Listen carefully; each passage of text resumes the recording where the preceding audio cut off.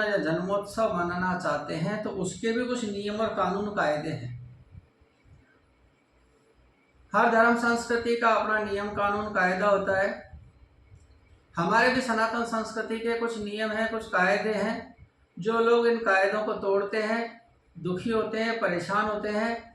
हाँ, मॉडर्निटी में जरूर चले जाते हैं, आधुनिकता के दौर में चले जाते हैं, लेकिन भविष्य में नुकसान उठाते हैं और अपने आप को परेशानी में डालते हैं। शास्त्र सम्मत आप जन्मोत्सव मनाइए अपने बच्चों के लिए, अपना स्वयं का, माता पिता का। सबसे पहले आप जन्मदिन के लिए दिन किस प्रकार से करें, कैसे करें, ताकि आपको आयु, बल और यश की वृद्धि हो। ढोंग, आडंबर और अंधविश्वासों में नकारात्मक भाव उत्पन्न होते हैं। आज जो पैटर्न चल रहा है, देर रात तक डीजे की धुन पर थिरकना, भोंडे नृत्य, भोंडे गीत सुनाना, कान फोड़ो आवाज में वो माहौल क्रिएट करना, खाने की वस्तुओं को मुंह के ऊपर लिपा पोती करना, जिसका बर्थडे उसे पीटना, मारना, ये हमारी संस्कृति में नहीं। हमारी संस्कृति में है आप प्रातः उठिए, ब्रह्म मुहूर्त में उठिए।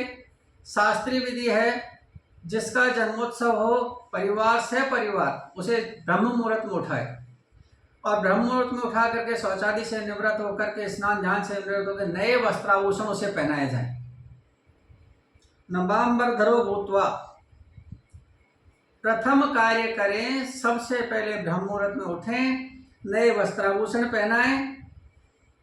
उसके बाद जन्मदिन के दिन व्यक्ति को 8 चिरंजीवियों की पूजा करनी चाहिए। 8 चिरंजीवी हैं हनुमान जी, विभीषण जी, परशुराम जी, कृपाचार्य जी, अश्वत्थामा जी, बलि महाराज, व्यास जी और मार्कंडेय ऋषि। इन 8 का ध्यान करना चाहिए, पूजा करना चाहिए, मनन करना चाहिए और उनकी उपलब्धियों से, उनकी सीखों से, उनकी शक्तियों से अपने आप को परिचय करवाना चाहिए। उसके पश्चात अपने जन्मदिन के दिन माता पिता को चाहिए कि षष्ठी माता की पूजा करें दही और चावल के साथ। चावल हमारी संस्कृति में अक्षत कहा जाता है, जिसका क्षय नहीं होता। अक्षत, चावल और दही के साथ षष्ठी माता की पूजा करें, उन्हें भोग लगाएं। भोग लगाने के बाद जिसका जन्मोत्सव हो, जिसका जन्मदिन हो, अपने माता पिता को चरण स्पर्श करे, साष्टांग प्रणाम करे, उनका पूजन करे और आशीर्वाद ले। गुरुजनों का पूजन करे, गुरुजनों का आशीर्वाद ले। उसके बाद में हाथ में माँ बाप से हाथ में कड़ावा बंधवाए, गुरुजन है तो गुरुजन से मोल कड़ावा बंधवाए। रक्षा सूत्र कहते हैं इसे, वो आपकी रक्षा करेगा। इसके बाद अपने जन्मदिन के दिन दूध लें, केसर युक्त। दूध में थोड़ा सा केसर डाल करके उसे मिलाएं और दूध का सेवन करें। थोड़ा उसमें गुड़ डालें, थोड़ा उसमें तिल्ली का, सफ़ेद तिल्ली आती है खाने की, भून करके डालें और उस दूध को पीते समय बोलना चाहिए, भगवान आप मुझ पर कृपा करिए, प्रसन्न होइए, आरोग्यता का, आयु का वरदान दीजिए और अष्ट चिरंजीवों आप मुझ पर कृपा कीजिए। बस मैं कामना करता हूँ और उसी कामना के साथ में मैं दूध का सेवन कर रहा हूँ। हाँ, मैं एक बात और बताना भूल गया कि जन्मोत्सव के समय, जन्मोत्सव के दिन कभी भी गर्म पानी से नहीं नहाना चाहिए। शुद्ध और सामान्य जल से स्नान करना चाहिए।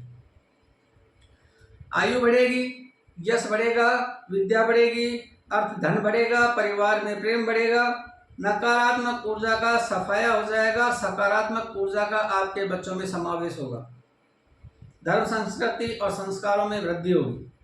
ढोंग, आडंबर और ढकोसलों से बचिए। ये जो हम पाश्चात्य धुन पर थिरकते हैं, वेस्टेज ऑफ मनी करते हैं, बचिए, अपने आप को बचाइए और अपने बच्चों को बचाइए, ताकि आगे जाकर के सुसंस्कारित बने, सनातन की रक्षा कर सकें और आयु, यश और धन में वृद्धि कर सकें, आरोग्य में वृद्धि कर सकें। एक बार प्रयास करिए बनाने का, बुरी चीज़ नहीं है, अच्छी चीज़ें हैं। अगर हम हमारी संस्कृति को बचाते हैं तो प्रयास करने में कोई बुरा नहीं है। एक बार प्रयास करके देख लीजिए, अगर आपको अच्छा लगता है तो आप मनाइएगा, और अन्यथा आपको लगता है मोमबत्ती बुझाने में ही अगर आपकी भलाई है और उसमें आपको अच्छा महसूस होता है, दोनों करके देख लीजिएगा, जो आपको अच्छा लगे। और आपको लगता है चैनल के माध्यम से कोई अच्छी बातें बताई जाती हैं तो सब्सक्राइब और फॉलो कर लीजिएगा। बस शुभम शुभम शुभम।